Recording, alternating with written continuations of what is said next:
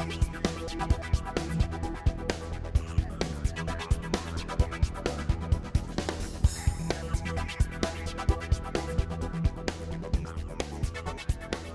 noches, bienvenidos a Teleantioquia Global, 30 minutos de análisis internacional. Hoy vamos a hablar de México. Desde que en el 2006 el presidente Felipe Calderón inició lo que se denominó la guerra contra el narco, este país ha sufrido una guerra que ha llegado a costar más de 70.000 muertos.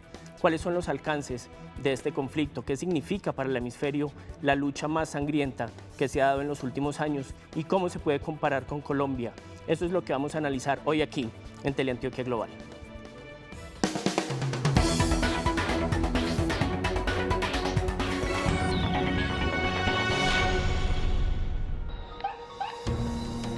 Enfrentar a un enemigo con más hombres, más dinero, más armas y poder transnacional fue el reto que se impuso Felipe Calderón al llegar a la presidencia de México en 2006. El mandatario del PAN planteó una estrategia para intentar frenar la violencia producto de la guerra entre los cárteles, que incluía tener al ejército y no a la policía a la cabeza del combate contra las drogas, por la sospecha de que el 80% de los cuerpos policiales del país tenían nexos con la ilegalidad. Empezar con la militarización urgente de Michoacán para seguir en ciudades como Juárez y Tijuana e ir detrás de los grandes capos de la droga, una política que parecía obvia ante el deteriorado estado de seguridad en el país, desde que en la década de los 90, con el debilitamiento de las mafias colombianas, los grupos mexicanos se ubicaron a la cabeza del tráfico de drogas hacia Estados Unidos. Aunque al inicio del gobierno Calderón el país recibió con optimismo la guerra contra los narcos, a pocos meses de su implementación, el recrudecimiento de la violencia hizo llover críticas en su contra. A medida que se aumentaba el pie de fuerza federal en las ciudades, los capos se empeñaron en mostrar su poder atemorizando a la población con crímenes atroces y tomando represalias contra funcionarios públicos, a la vez que el desprestigio de la policía empezó a afectar también a los militares por presuntas violaciones de los derechos humanos y las cifras de homicidio escalaron anualmente, pasando de 10.452 en 2006 a 26.037 en 2012, último año del sexenio Calderón. Al llegar al poder en diciembre de 2012, Enrique Peña Nieto prometió hacer cambios paulatinos en la guerra contra los narcos, como relevar al ejército por la policía en las tareas de seguridad ciudadana. Pero hasta ahora, aunque el mandatario del PRI desapareció la denominación de guerra, mantuvo el modelo de lucha y logró uno de los resultados más importantes de los últimos años, la recaptura del narcotraficante más buscado del mundo, Joaquín Guzmán Loera, alias El Chapo, cabecilla del sangriento cartel de Sinaloa, sin que eso haya modificado las causas estructurales de la violencia ni disminuido sus índices, que se han visto disparados por la nueva arista del conflicto mexicano, el nacimiento de grupos de autodefensa. La violencia se concentra en los estados de Guerrero, Tamaulipas, Chihuahua, Morelos y Michoacán, hogar de las primeras autodefensas, con altos índices de homicidio, secuestro y extorsión. En ellos actúan carteles como Juárez, Sinaloa, Tijuana y El Golfo. Para el expresidente Calderón, la guerra, que en sus 6 años de mandato le costó al país cerca de 50.000 millones de dólares, fue eficiente por permitir la captura o neutralización de 23 de los 37 capos más importantes del país y los miles de operativos para desmantelar las rutas del narcotráfico. Pero para sus detractores basta con recordar las 121.368 muertes violentas y las 26.000 desapariciones del sexenio y el que la violencia persista para poner en duda sus resultados. La guerra frontal contra el narcotráfico que adelanta el gobierno mexicano ha generado más de 70.000 muertos, que es una cifra que supera muchas de las guerras que se dan actualmente. ¿Cuáles son los alcances para el hemisferio? No solo sociales, sino económicos, por supuesto políticos. Eso es lo que vamos a analizar hoy acá en Teleantioquia Global, y nos acompaña un invitado de lujo, quizá una de las personas que más conoce este tema en toda América Latina, Javier Ciurliza. Buenas noches, Javier. ¿Cómo estás? Hola, David, un placer finalmente estar aquí contigo. Por fin pudimos coincidir para que vinieras al programa. Muchas gracias. Maravilloso, muchas gracias por la invitación. Bueno, Javier es el director para América Latina y el Caribe de International Crisis Group, que es uno de los organismos más respetados que hacen análisis sobre los conflictos de todo el mundo. Javier, lo primero que te quiero preguntar es que acá en Colombia, el análisis sobre lo que está ocurriendo en México muchas veces gira alrededor de la comparación, y de la comparación que sufrió Colombia en los años finales de los años 80, inicios de los años 90, incluso aquí muchas veces se utiliza el término de que México se colombianizó, ¿cierto? ¿Hasta dónde es eso cierto? ¿Hasta dónde el México de hoy es el Colombia de los 80? De todas las cosas que se pueden comparar entre lo que vive México ahora, lo que vivió y vive Colombia, solo dos cosas tienen similitudes. Primero, una intensa guerra entre carteles para controlar el tráfico, el control de lo que podemos denominar las rutas y plazas del narcotráfico. Y segundo, el predominio temporal de un cártel que logra subordinar a los otros. Digamos, esos son los dos únicos elementos. El resto son puras diferencias. Colombia obviamente tiene un conflicto armado que México no tiene, un fenómeno paramilitar que es radicalmente distinto a lo que sucede en México. México es un estado que logró históricamente una presencia efectiva en el territorio, Colombia no. Entonces hay algunas semejanzas, pero debe desvirtuar la ilusión de que lo que funcionó en Colombia puede funcionar automáticamente en México. Bueno, es Felipe Calderón, el presidente anterior, el que inicia, por lo menos nominalmente, la guerra contra el narco, ¿cierto?, en el 2006. El nuevo presidente, Enrique Peña Nieto, bueno, nuevo relativamente, presenta en su campaña electoral una forma de una nueva visión de enfrentar al narcotráfico. ¿Realmente ha cambiado? ¿Qué hemos visto en el 2014 de lo que ha sucedido allá? Que ya, como veíamos, han llegado cerca de 70.000 muertos, sobre todo en el norte, se da mucha violencia. ¿Cuál es la actualidad mexicana? El presidente Peña Nieto fue bastante claro en su campaña y durante estos primeros meses también respecto a qué no quería hacer. No quería repetir la excesiva militarización de la guerra contra el narcotráfico, no quería que las cifras de homicidio continuaran aumentando, no quería darle a los estados que forman parte de la Unión Mexicana, hay que recordar que México es un estado federal, demasiado poder sobre cómo combatir al narcotráfico. Sabemos qué no quiere, es difícil saber qué quiere, porque es cierto que ha logrado cambiar una percepción aguda en los mexicanos de que el país estaba al borde del colapso por la cantidad de muertos, por la dimensión de la violencia. Es cierto que ha logrado la recuperación de cierto optimismo en algunos lugares. Es cierto que ha mejorado la relación con los estados y las autoridades locales. En realidad, el único cambio sustancial que ha habido hasta ahora es que el presidente Peña Nieto ha tomado el control directo de la seguridad ciudadana en algunos de los estados más críticos. Eso ha sido saludado como un avance respecto a lo anterior, que era una disputa permanente entre el presidente Calderón y las autoridades estatales y municipales. Sin embargo, ese cambio implica que cualquier fracaso que haya de ahora en adelante en esos estados ya no será achacable a los estados o a las autoridades locales, sino directamente al Poder Ejecutivo Federal. Perfecto, Javier. Frente al tema del periodismo, por ejemplo, del ejercicio del periodismo mismo en México, hay aspectos que preocupan en la libertad de prensa del hemisferio. ¿Cómo lo están viviendo los mexicanos? ¿Cómo están viviendo los periodistas mexicanos? Eso es lo que vamos a ver en un momento acá en Teleantioquia Global.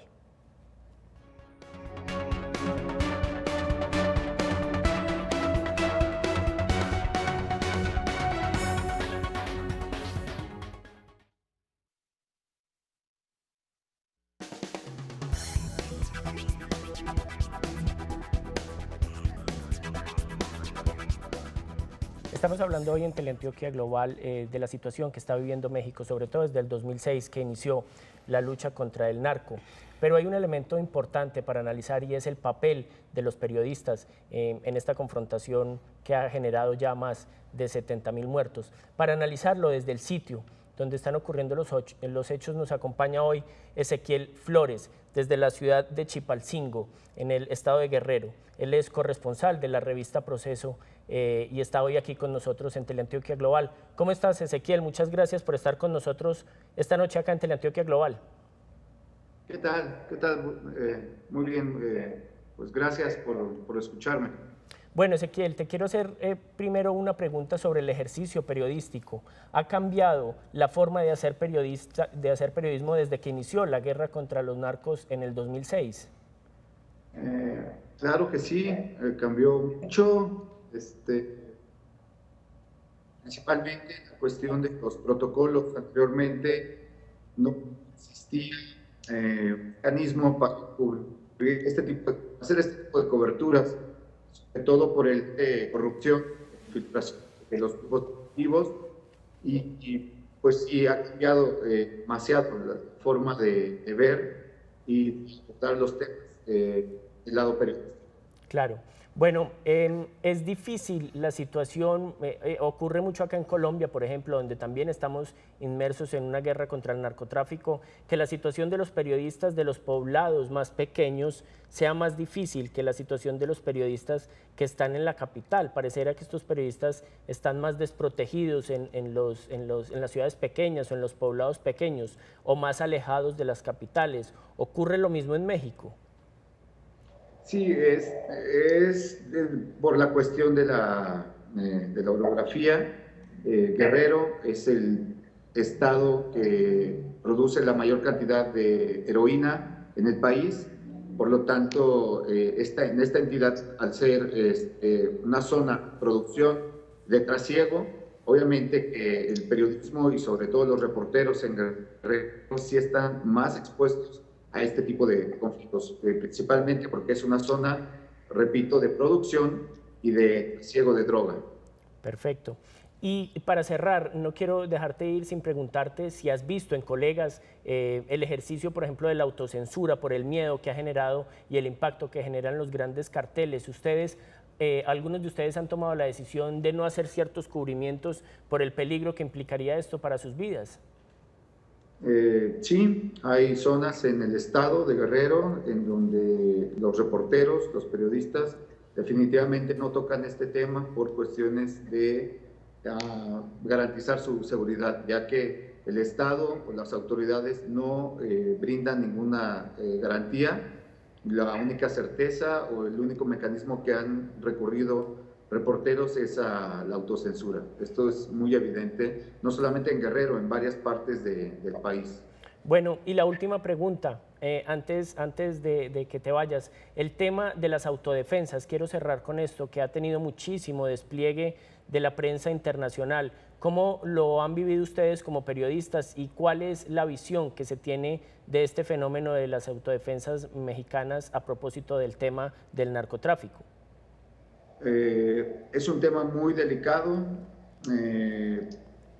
Existe un legítimo derecho de los ciudadanos a defenderse, defender la vida y su patrimonio ante la criminal indolencia gubernamental. Es decir, el Estado no garantiza seguridad ni certeza para los ciudadanos, por lo tanto, en los últimos 2 años se ha dado un crecimiento exponencial de los grupos de autodefensa en Guerrero y en varias partes del país. Michoacán es un tema que ha estado más, que ha sido más un centro de atención de los medios. Sin embargo, en Guerrero sí es un tema muy delicado porque en las zonas en donde han proliferado los grupos de autodefensa que surgieron en la zona indígena, actualmente se han extendido y bueno, ya se divide pues esa delgada línea entre grupos de ciudadanos que asumen el derecho legítimo a defender su vida con grupos financiados y motivados por pues narcotraficantes. Entonces estos ya estamos en una situación muy delicada, tomando en cuenta que el gobierno del estado también ha financiado a estos grupos de autodefensa, pero cuando ya en este momento se ha salido de control, pues ya no sabemos cuáles son, insisto, estos grupos de ciudadanos ejerciendo su derecho legítimo a defenderse y cuáles son estos grupos de autodefensa financiados por el narcotráfico. Entonces ya estamos pues en esta situación delicada. Perfecto, Ezequiel. Ezequiel Flores es periodista corresponsal de la revista Proceso en la ciudad de Chilpancingo, en el estado de Guerrero, en México. Muchísimas gracias por acompañarnos esta noche en Teleantioquia Global. Buenas noches. Que estés bien. Hasta luego. Bueno, y es que el tema de las autodefensas es quizá el que está con mayor fuerza en las primeras páginas de los medios de comunicación, pero ¿cuál es el alcance de este fenómeno? ¿Qué buscan las autodefensas mexicanas? ¿En qué se parecen, por ejemplo, a las colombianas? ¿Y qué quieren en esa negociación que adelantan con el gobierno? Eso es lo que vamos a ver en este informe. Desde finales del gobierno Calderón, el término autodefensa se empezaba a rondar en el panorama mexicano, pero solo en 2003, con Enrique Peña Nieto como presidente, el fenómeno tomó dimensiones de orden nacional, obligando al gobierno a tomar decisiones para controlar su extensión. Michoacán, estado que desde los 90 ha pasado por el control de la empresa, la familia y ahora los caballeros templarios, fue uno de los primeros estados en construir cuerpos de ciudadanos armados para luchar contra la delincuencia.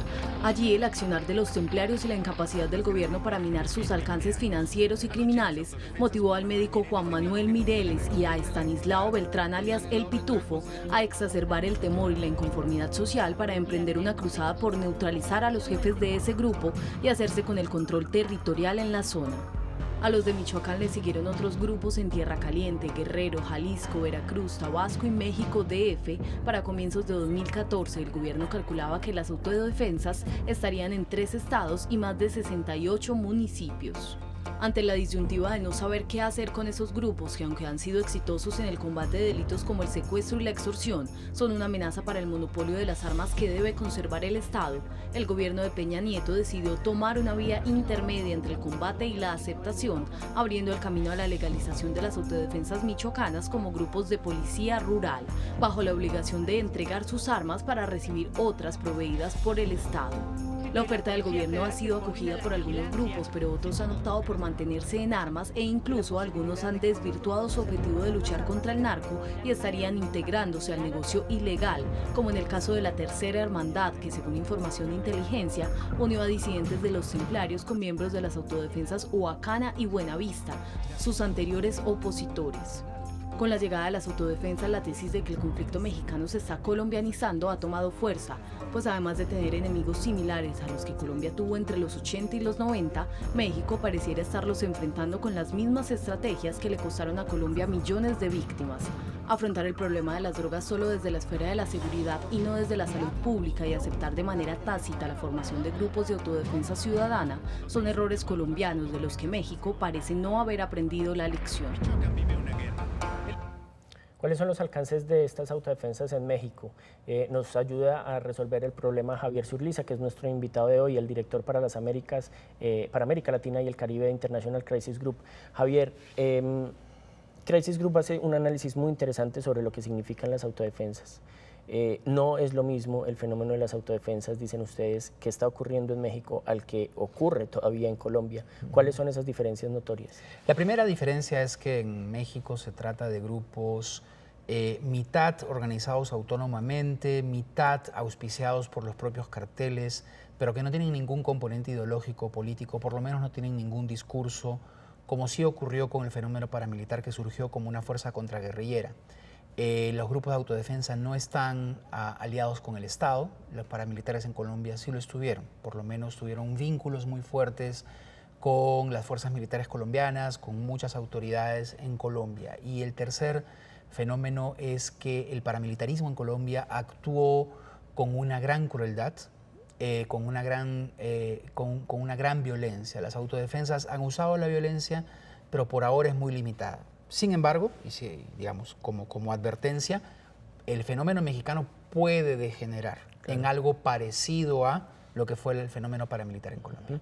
Y el presidente Enrique Peña Nieto parece haber tratado de cortar de tajo esta aparición que resulta muy reciente del fenómeno de las autodefensas, llamándolas, haciendo una negociación. Muchos han dicho, están negociando con grupos muy similares a los paramilitares colombianos, ¿qué está sucediendo ahí? Pero lo que ha hecho Peña Nieto es decir, venga, incluso ustedes hagan parte de las fuerzas que luchan contra el narcotráfico. Creo que el presidente Peña Nieto no tenía muchas opciones más que entrar efectivamente a estos pactos que permitieran la regulación de la posesión de armas, la incorporación muy debatida todavía de las autodefensas al interior de la Policía Federal, y está avanzando en la creación de un nuevo cuerpo medio policial, medio militar llamado Gendarmería, que probablemente se articule con las autodefensas en estas zonas específicas.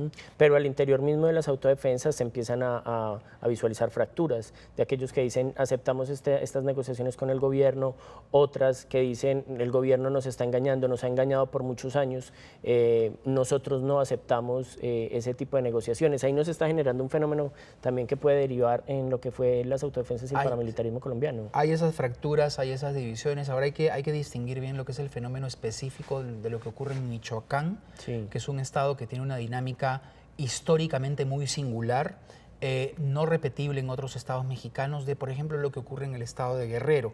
En el estado de Guerrero hay un porcentaje mayor de autodefensa indígena, parecido a lo que aquí en Colombia conocemos como guardia indígena, que es confundido a veces como autodefensa y que no necesita pactar con el gobierno porque tiene atribuciones reconocidas constitucional y legalmente. De lo que estamos hablando son de los nuevos grupos surgidos en los últimos 2 años en el estado de Michoacán, en una zona específica, y que están relacionados a la lucha contra un cartel específico que es los Caballeros Templarios. En el marco de esa disputa es que el Estado ha tenido que pactar con estas específicas autodefensas en contra de este cártel que amenazaba con controlar el negocio principalmente de producción de anfetaminas en toda la costa pacífica mexicana. Perfecto, Javier. ¿Cuál es el impacto que podemos ver de lo que estaba sucediendo en México, de los últimos acontecimientos, sobre todo ya en este periodo presidencial de Enrique Peña Nieto, y cuál es el impacto en la lucha general contra el narcotráfico en todo el hemisferio? Eso es lo que vamos a ver en un segundo acá en Teleantioquia Global.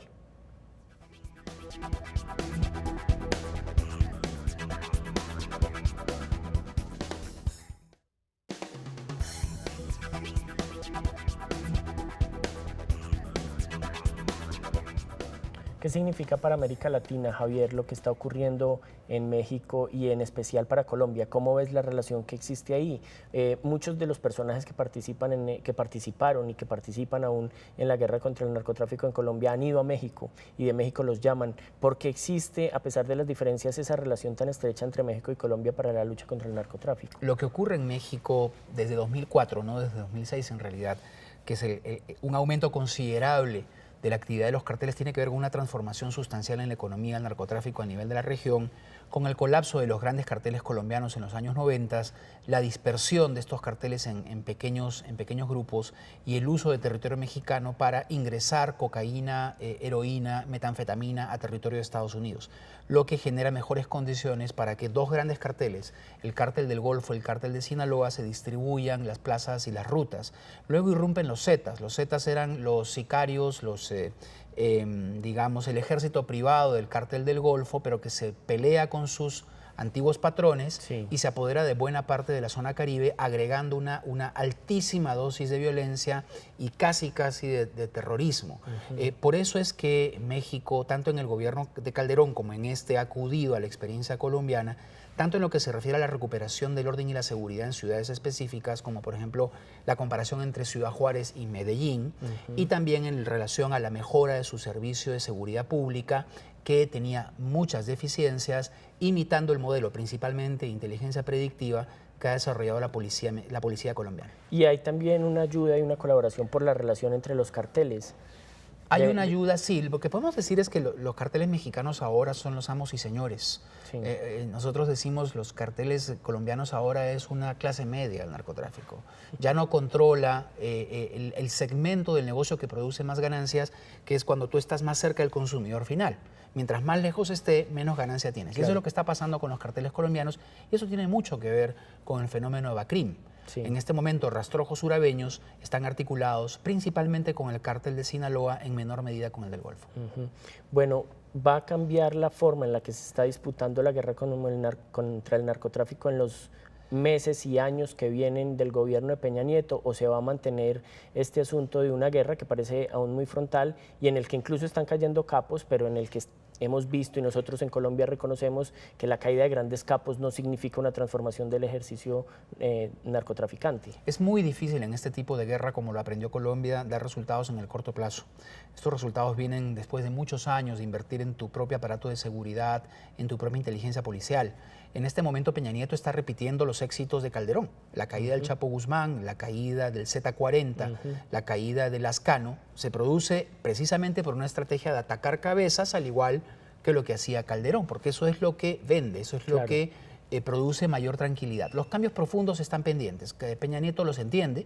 El principal problema de México es que tiene más de 1.200 policías, todas distintas. En cada municipio hay una policía diferente, más 32 policías estatales, más una policía federal, lo que, como comprenderás, es un caos en cuanto a la coordinación. Lo que está tratando es que haya un mando único, al menos dentro de los estados. Lo que está tratando es de depurar esa policía que ha sido sumamente corrupta y también proveyendo seguridad de manera directa desde el gobierno federal en los estados más críticos. Perfecto. ¿Cuánto puede lograr? Dependerá del apoyo político que tenga a nivel local. Perfecto, Javier.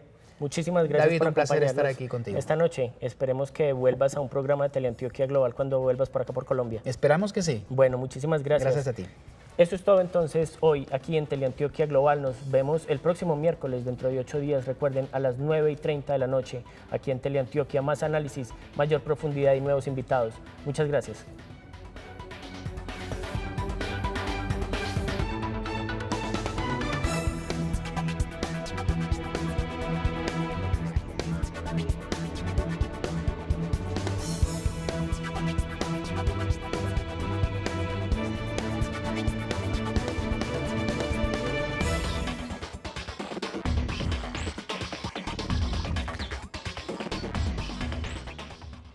Desde que en la década de los 90, con el debilitamiento de las mafias colombianas, los grupos mexicanos se ubicaron a la cabeza del tráfico de drogas hacia Estados Unidos.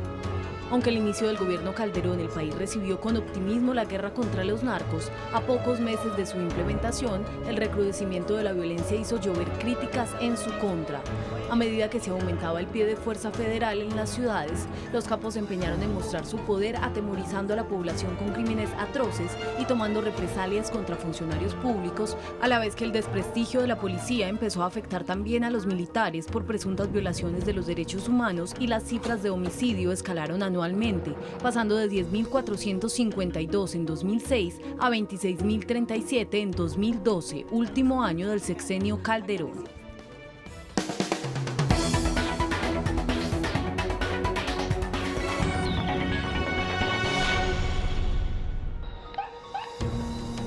Enfrentar a un enemigo con más hombres, más dinero, más armas y poder transnacional fue el reto que se impuso Felipe Calderón al llegar a la presidencia de México en 2006. El mandatario del PAN planteó una estrategia para intentar frenar la violencia producto de la guerra entre los cárteles, que incluía tener al ejército y no a la policía a la cabeza del combate contra las drogas, por la sospecha de que el 80% de los cuerpos policiales del país tenían nexos con la ilegalidad. Empezar con la militarización urgente de Michoacán para seguir en ciudades como Juárez y Tijuana e ir detrás de los grandes capos de la droga, una política que parecía obvia ante el deteriorado estado de seguridad en el país. Extorsión. En ellos actúan carteles como Juárez, Sinaloa, Tijuana y el Golfo. Para el expresidente Calderón, la guerra que en sus 6 años de mandato le costó al país cerca de $50.000 millones, fue eficiente por permitir la captura o neutralización de 23 de los 37 capos más importantes del país y los miles de operativos para desmantelar las rutas del narcotráfico. Pero para sus detractores basta con recordar las 121.368 muertes violentas y las 26.000 desapariciones del sexenio y el que la violencia persista para poner en duda sus resultados.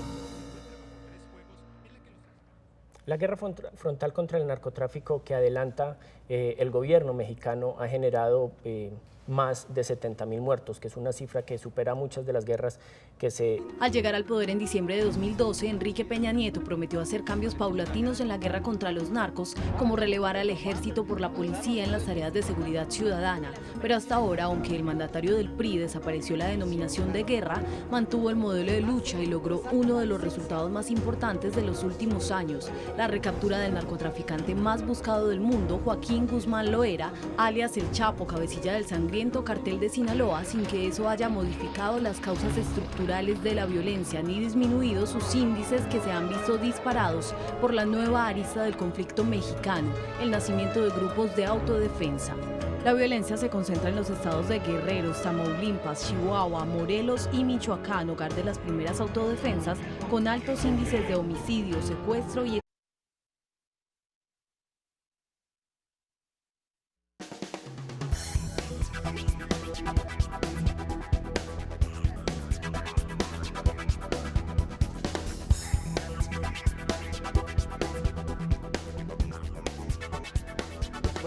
bienvenidos a Teleantioquia Global, 30 minutos de análisis internacional. Hoy vamos a hablar de México. Desde que en el 2006 el presidente Felipe Calderón inició lo que se denominó la guerra contra el narco, este país ha sufrido una guerra que ha llegado a costar más de 70.000 muertos.